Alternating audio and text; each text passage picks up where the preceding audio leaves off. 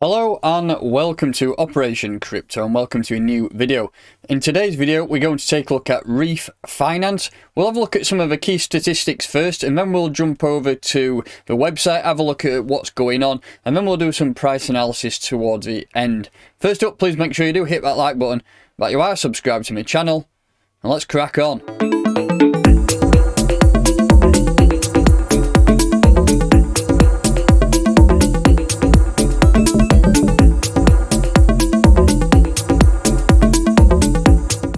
So let's get started on CoinMarketCap. We'll run over some of the key statistics and then we'll just go through a few bits of information about REEF.FINANCE and have a look at what's going on. So it is a ERC20 token and we will have a look at the Explorer in a minute. We have a token price today of $0.01896. We're 16% down on today's trading. We have a total supply of just shy of 4 billion REEF and currently around 3 billion of those are in circulation. We're getting to 24 our volume of $35 million, and that brings the market cap today to $57.7 million. The rank is 272 out of all cryptocurrencies. If we look at the market pairs where we're trading, we are on a fair few already. I mean, 19 pairs we have there, Pancake Swap. So always makes me laugh, that one. We're on Binance, it is getting 45% of the entire market volume against USDT, and I do believe we have a Btc Pairing as well, and that's getting 21% of the volume. And then Huobi is getting a further 20%. So I mean, I'm not sure even if them figures add up. Do 20%, 20%, 40. Yeah, just shy. So pretty much you could say 95% of the volume is getting traded on Binance and Huobi. I think people, if they're wanting to buy them on Uniswap, they are getting 1%, but they're absolutely getting mugged off by fees. So that's where you can buy it. I would recommend Binance. If you're not on Binance and looking to get hold of some REEF, then the link for Binance is in the pinned comment and the description. If we just look down here at some further statistics, the all-time high was on December 29th, that's coming up to a month ago now, and we did hit 4.1 cent. We are 54% down from that time. So that's for key statistics. What I'm going to do next is have a look at the Explorer. As we know, it is an ERC20 token. We can see all the information about the token on Etherscan here. So it does again say the maximum total supply here is different to what it is saying on CoinMarketCap. So we will have to figure it out at some point. And that is showing that we have 2.4 billion maximum total supply there. If we just look, the contract details on the right hand side here and the website, we'll look at the website next. So currently we have 2,895 holders of REEF, which is not so many really. I mean, you would expect a project that's listed on Binance to have a lot more holders. So let's have a look here. That's in Binance. Look at that. Yeah, 74% of the entire supply is on Binance. So that's quite crazy. And we've got a further 12% on Huobi, and then the rest of it is disseminated between people's personal wallet. So that's some of these stats there. We're getting transfers quite often from Binance to personal ERC20 tokens. So let's have a look at the official site. So it is DeFi made easy, the gateway to DeFi through liquidity and protocol aggregation, proprietary analytics and multi-chain accessibility. So one major point is that it is powered by Polkadot. Polkadot this year will be releasing parachains. Everybody knows what's going on there. Polkadot itself has had a massive rise over the course of the last 4 to 5 weeks. So I think some of these projects that are going to be powered and built on the Polkadot parachains are going to be massive at some point. REEF is one of those, and things are looking good. Also, that is listed on Binance. It's a big thing to know. So let's just have a scroll down and have a look at some of the information on the website. And here, let's just talk about the liquidity problem. So CEXs, which is central exchanges, they have isolated silos and prone to attacks, which we know central exchanges get attacked. Even the big ones like Binance have been attacked in the past and hacked. So we just need to get away from that, but this is what REEF is trying to do and solve that issue. Also, DEXs have unstable liquidity, so DEX is a decentralized exchange, for example like Uniswap. They're slow, hard to use, and use Ethereum's crazy network. So we do know that Ethereum's network fees are astronomical at the minute. You're talking $10 to $100 to send a transaction, which is absolutely insane, when in reality cryptocurrency is here to get away from them fees. So we're looking for pretty much transactions below $1 in Ethereum is not quite happening at the minute, and we are massively relying on 2.0 to come in and fix that, which will happen at some point. We just got to wait out. Also, we have a yield problem. So yield problems are things like high technical barrier of entry, impossible to keep up with the best strategies, and expensive gas fees. Again, all these yield farmers are on the Ethereum network again, which is why the fees are so crazy. And then we have a fragmentation problem. So DeFi activates activities are fragmented and painful experiences. I agree. And increased complexities. There's a lot of complexities out there, and hopefully pushing across to the Polkadot chain will fix that. It does say that Polkadot is going to be powered by Reef, so it is secured under Polkadot's shared security model, ensuring high resilience and a forkless upgradable. A decentralized network governed entirely by Reef token holders via DAO to achieve a transparent future, a future based on more truth and less trust.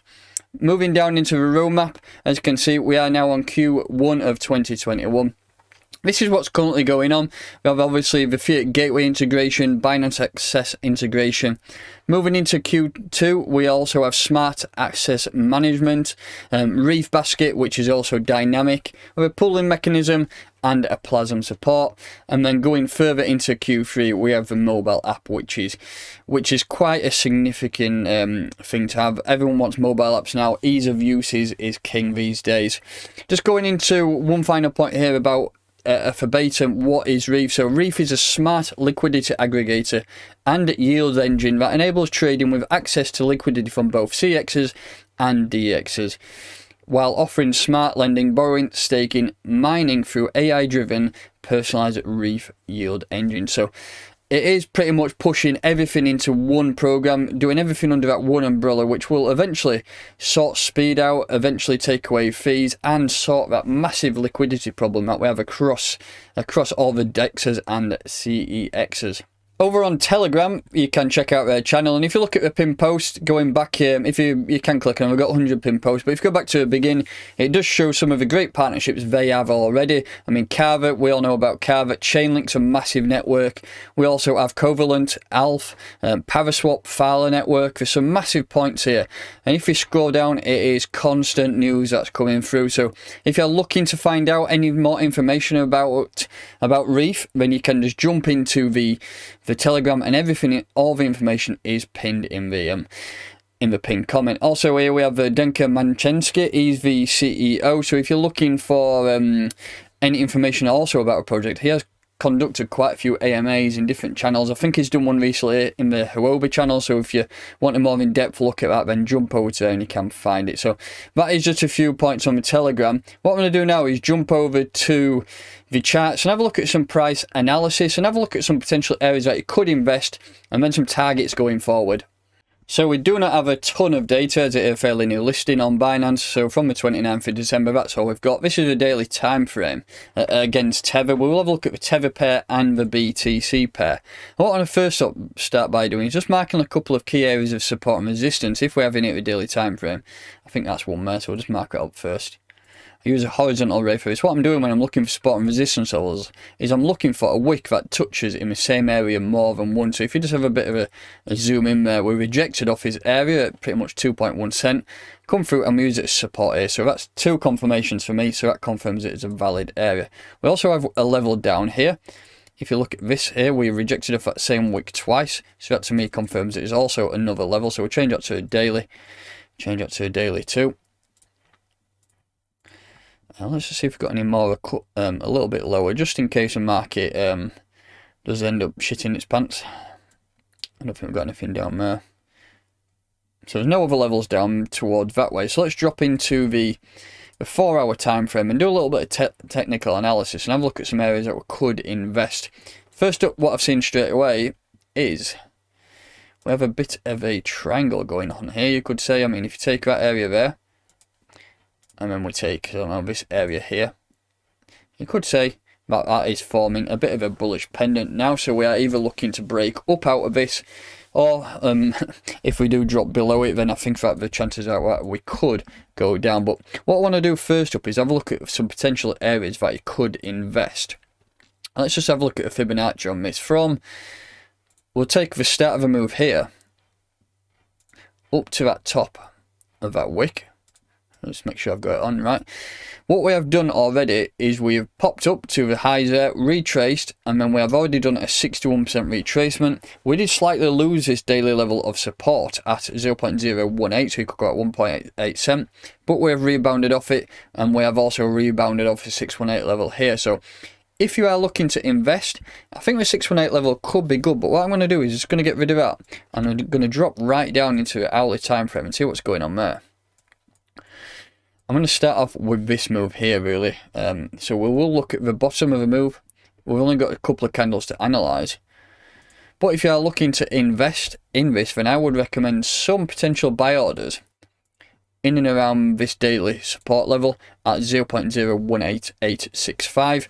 But if it doesn't quite make it, what's going on with Mike? If it doesn't quite make it, then this is the area to target, the 382 level. And that is 0.01933. So you could call that 1.9 cents. So there are two levels that you could potentially have some buy orders if you have not invested in Reef already and you are finding the project interesting. If you just drop back to a 4 hour, there's some potential areas to invest. With regards to targets going forward, the first target really is to close a daily candle above 0.021. I think once we do close a daily candle above that, then we can start to push on and gain some new highs. Really, what the first target is 3 cent. I think that is the first major hurdle to come across, so we'll mark it up and we'll put that as the first target. So what we're going to do, we'll just change that to, that is the thickest line ever there, change it to red, and we'll put first target. So that will give us somewhere to look at, and then that will give me somewhere else to do some further technical analysis at some point in the future once we do start pushing up there. So that's the first target. I mean, from current prices, let's just have a look where we are. Price range from this level here up to that 3 cent target, it's only 51%, and we know what happens with DeFi projects. Boom, they can absolutely shoot up. So that is just some areas that you could look at investing on Reef, and then some areas that you could potentially look at targeting. So that is the USDT pair. If we just take a look at the BTC pairing as well, let's add that on. Let's have a look at the BTC pair. Again, you could say we're forming the same type of, I mean, it's got very similar price action. You could even say that we've done a, let's have a look at that there. You could say that we are potentially on the verge of breaking out here. Once we do start pushing down towards this end, then really I'm looking for a break up. That is a bit of a bullish pendant there. So, I mean, you could say that the chances are to break up. We're currently trading at 62 satoshis. If we do break above what you could say 65 satoshis, then things are going to start looking good, and then we can pretty much start smashing up and looking to target the first target, which is 100 satoshis. I think that is a nice level to target. Once we do either push up there, I think that could be send the USDT pair parabolic too. But if you're looking for an investment, let's have a look at some levels you could buy. We've already done a 61% retracement to the nose, as you can see there. We hit 56 sats and we have popped up. So that could be, we could have quite missed that area now at 56 sats, but you never know, we might come back down to retest that area. So I would have some orders in at 56 satoshis if you're looking to buy some Reef. And that could be a nice area to invest. So that's going to do it for the price analysis, and that's going to do it for the end of the video. If you do have any questions with regard to any projects you'd like me to cover, then jump into my Telegram group, which is the Crypto Troops. You will find the link in the pinned comment and the description. So that'll do it for today. Thank you very much for watching. Please make sure you do smash that like button, like you are subscribed to my channel, and I'll catch you next time.